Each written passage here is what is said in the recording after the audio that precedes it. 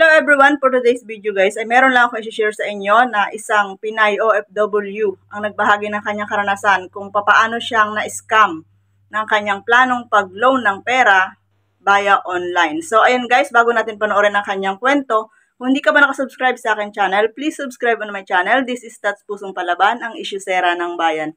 So ayun guys, panoorin natin ang kanyang details kung paano ba siya na-scam ng mga walang pusong tao na ito. Ayan, sana naman ay maging aral ito sa ating lahat. So, ayun guys, panoorin natin.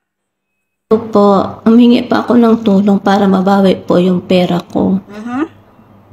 At mababalaan na rin po yung iba nating OFW na kababayan ko dito sa ibang bansa.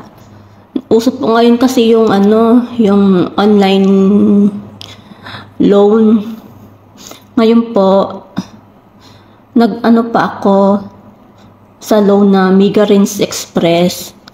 Nag-fill up po ako. Nagtingin din pa ako sa kung tunay po itong kanilang kumpanya po. Nandito naman po yung SIC number, tapos company name is Migarins Express Linden Corporation po. Ngayon po, nakapag-apply na po ako, tapos sabi nila mag-deposit daw ako ng 8,000. At yun po ay mag-a-add naman po yun sa mawi-withdraw ko. So sa madaling salita po, nagpadala pa ako ng pera through GCash po. 8,000 po. Ngayon po, yung 8,000 po yun, tapos saka ko po mawi-withdraw yun, may OTP po.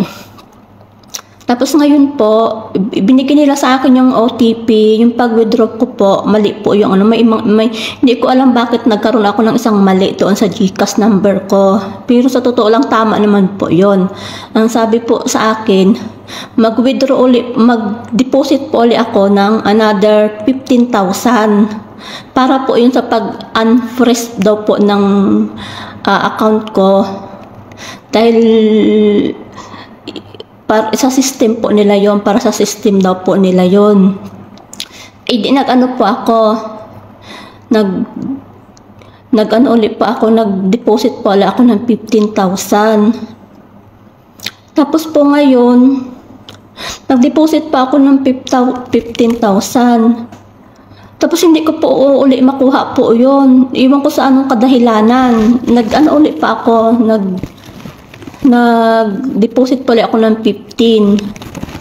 Tapos ngayon po, sabi sa akin, mag-deposit po ulit ako ng 20,000. Nag-deposit pa ako ng 20,000. Tapos para po sa OTP yon, para sa system daw po nila yon, pero a-add din po yun nila sa sa wallet ko. Totoo naman po doon sa wallet po ng kanilang na-add po yon. Na-add po dito sa wallet.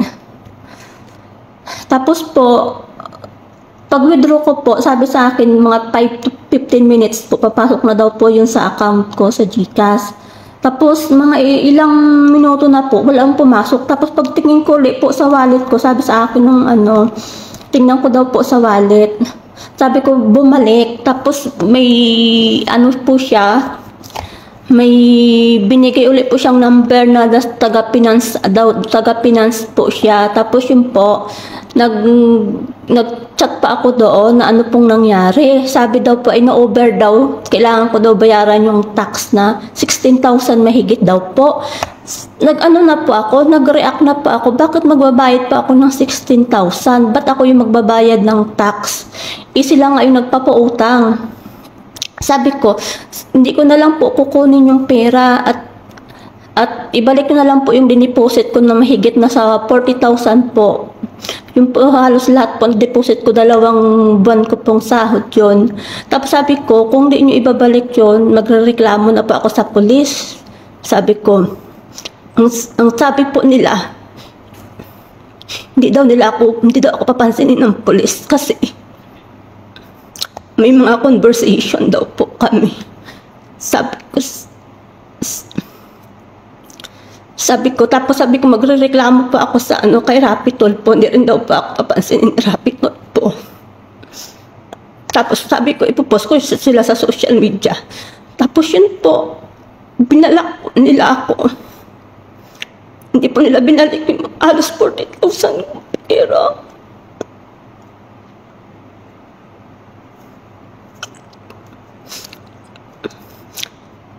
At least kahit hindi ko po makuha yung pera, at least nabalaan po yung mga kababayan na baka may mabiktima pa po sila. Naghihirap kami dito sa ibang bansa, tapos sila ano lang, kukunin lang nila basta-basta. Yun lang po, sana po mabigyan nyo ng action.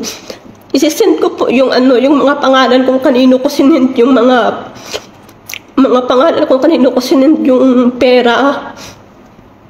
Yung mga nila, yung mga kasabwat nila. Yun lang po. Maraming salamat po. So, ayun, napanood natin yung kanyang kwento at nawa ay maging isang babala po ito sa ating mga kapwa OFW na maging wise po tayo sa pagtitiwala, lalong-lalo na kung may money involved ang ating mga transaksyon at hindi natin kilala ang ating mga nakakausap. So, ayun lang guys, maraming salamat sa inyong panonood. This is Tats Pusong Palaban, ang isyusera ng bayan. Please subscribe on my channel. Bye-bye! Thank you for watching!